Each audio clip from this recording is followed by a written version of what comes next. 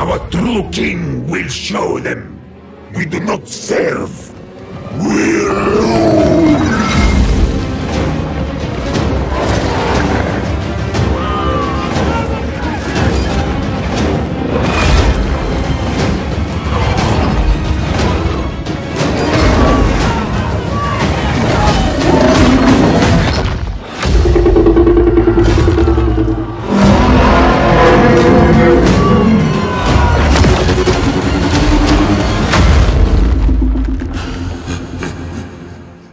Hello and welcome everyone, Lionheart here, and that was, if you haven't already guessed it, the Rise of the Tomb Kings cinematic trailer that Creative Assembly just released earlier today. So Rise of the Tomb Kings will be the first campaign pack for Warhammer 2, and it will be introducing 4 legendary lords to battle it out on the Vortex campaign in Warhammer 2. There won't be a separate sort of mini campaign. Creative Assembly have said that they've taken feedback from the DLC they released for Warhammer 1, and that the majority of users said they'd actually prefer more legendary lords, more starting positions than dedicated mini campaigns.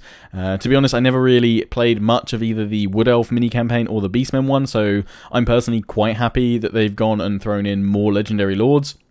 So hopefully that'll add even more replayability and just different aspects to how the Tomb Kings function anyway.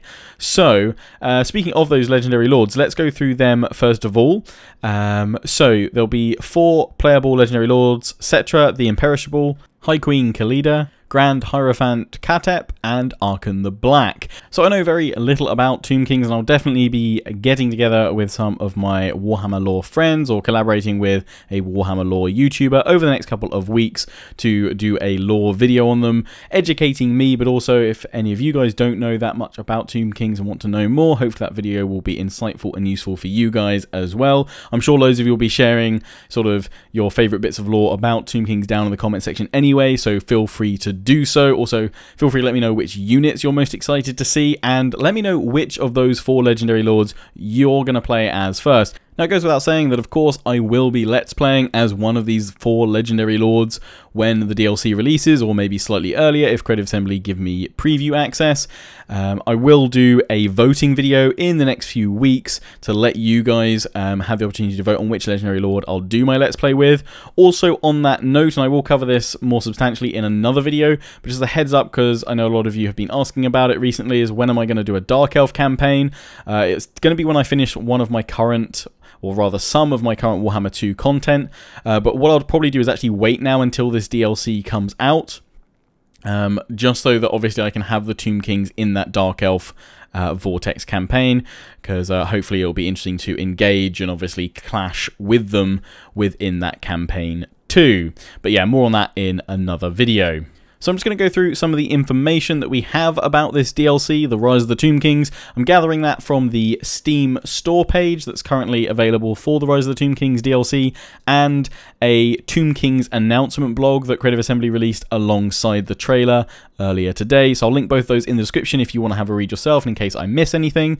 And of course, feel free to share your thoughts on that as well. Also, all the screenshots and stuff that I'm showing you are from the Steam store page, blog announcement, and bits and pieces like that. And I'll probably loop the trailer in there as well across the course of this video, where I'll just go through those bullet points from the Steam store page first, and we'll jump into the announcement for some more information about the Lords and about the Tomb Kings in general, and just I'll drop in my thoughts and impressions as we go.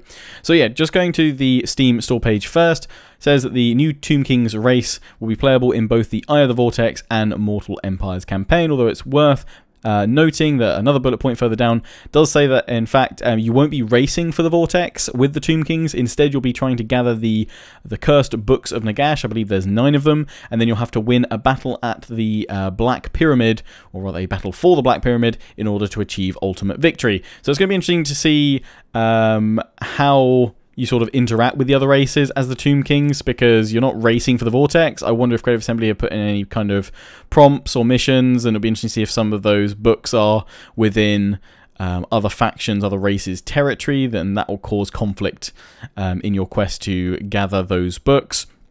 We'll go into them in a bit more detail when we take a look at the announcement post, because there's a fair bit more on that there. I've already said which are the 4 legendary lords. There's unique race mechanics inspired by the Tomb King's lore, and again, we'll find out more on that in a moment.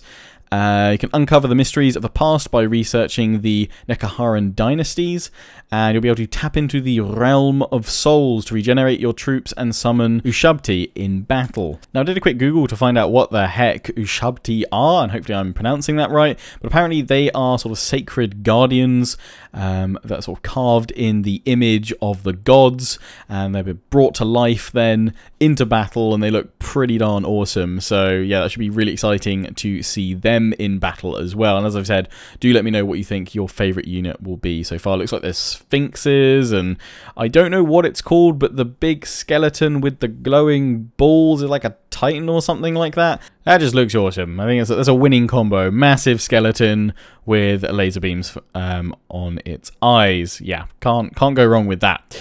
I also got the combine exotic trade goods and canopic jars, the Tomb King's unique resource to craft magic items and raise fabled legions of legend at the mortuary cult. So that sounds cool. It sounds like a bit of a crafting system being brought in with magic items. That sounds interesting. And a comprehensive army roster featuring iconic units from Warhammer Fantasy Battles World. So that's pretty much the key info from the Steam store page. Let's jump on over to the announcement blog, because that's got a lot more info and juicy bits and pieces. So the first question posed on the Tomb King's announcement, sort of FAQ, is Rise of the Tomb Kings a campaign pack? And Creative Assembly have responded by saying, in response to player feedback, Rise of the Tomb Kings does not contain a supplementary story campaign, aka a mini campaign. See Beastmen and Wood Elves for examples of that, but instead 2 additional legendary lords for a total of 4, each with their own skills, traits, quest chains, legendary war gear, and situational challenges. The next question goes on to which legendary lords come with Rise of the Tomb Kings, and we've already gone through that. Cetra, Khalida, Qutee, and AWAKEN the Black. And there's a bit of information about each of those if you do want to find out more about their backstory. But notably, it does give you an insight into what to expect from their faction-specific bonuses. So for Cetra, it says he's a great leader, bringing bonuses to growth and public order while reducing construction time. He also confers bonus armor to skeleton, chariot, and tomb guard units, and has a selection of unlockable mounts, including the Kemrian War Sphinx and the Flamed Wreath Chariot of the Gods. For Khalida, she reduces all forms of corruption, enjoys diplomatic relation bonuses with other Tomb King factions, and grants a hefty bonus to ammunition for all ranged units across her faction. She also confers poison attacks on all units in her army and suffers considerably less from attrition effects. For Qutee, he grants a bonus to Dynasty research rate and improves casualty replenishment and army movement faction-wide.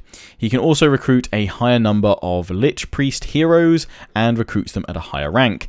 And for AWAKEN the Black, he enjoys bonus diplomatic relations with Vampire Count factions, and his regions never suffer public order penalties from vampiric corruption. Heroes embedded in his army gain melee attack and melee defense bonuses, and all his armies faction-wide gain a boost to their Winds of Magic power reserve. So that all sounds very interesting, and each sort of legendary lord getting their own unique buffs and bonuses there, and sort of situational improvements and additions. So yeah, it's going to be interesting to see how each of the factions play out.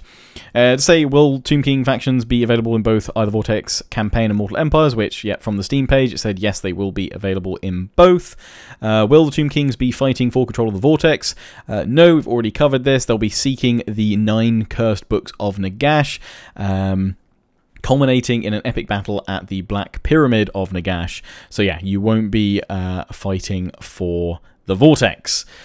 What campaign mechanics will the Tomb Kings bring to Total War Warhammer 2? So Tomb Kings will have access to a host of new game-changing new campaign mechanics inspired by their lore.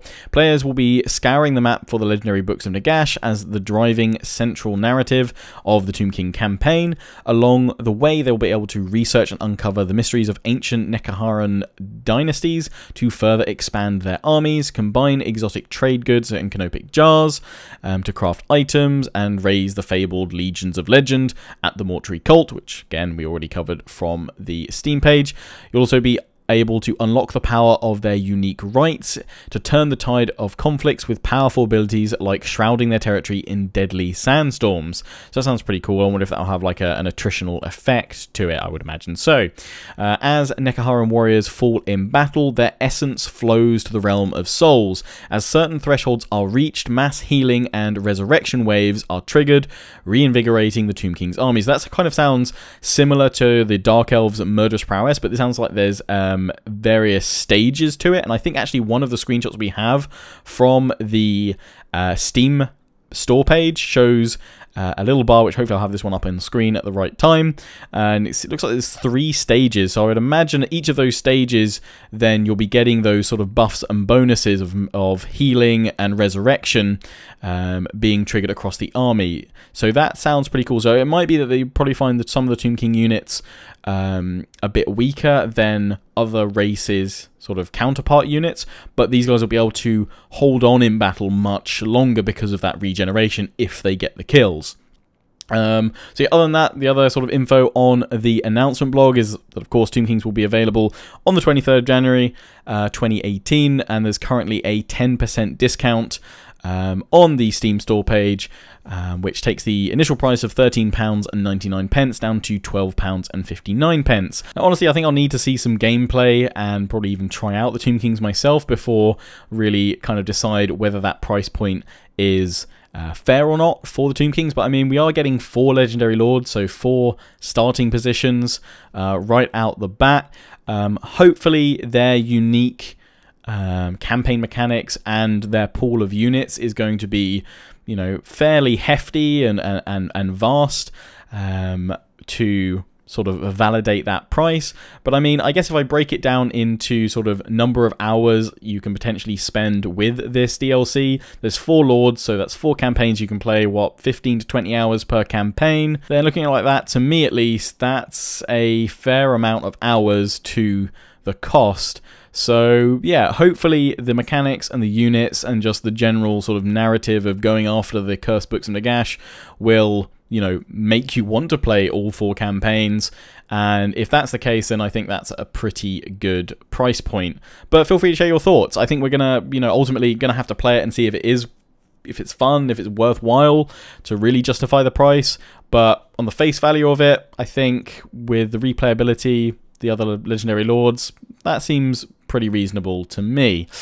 Anyway, that's pretty much all I've got to say so far. As I said, I will get together with some buddies of mine, collaborate with another YouTube channel that focuses on Warhammer lore to make a Tomb Kings sort of introductory lore video, get the kind of core info out there. If there is any lore you desperately want to share with me, and let me know, saying, hey Lionheart, this is really cool, you should totally know about this, or if you want to share some more background about each of those Legendary Lords, then do let me know down in the comment section. Should also say, pinned to the top of the comment section, you will find a link to my latest Qutee discussion, and that is about what future features would you like to see in future Total War games. So feel free to check that out, because I'm also giving away 4 £25 Steam gift cards to the 4 most insightful and best comments left on that Qutee discussion, and that's running until January 1st.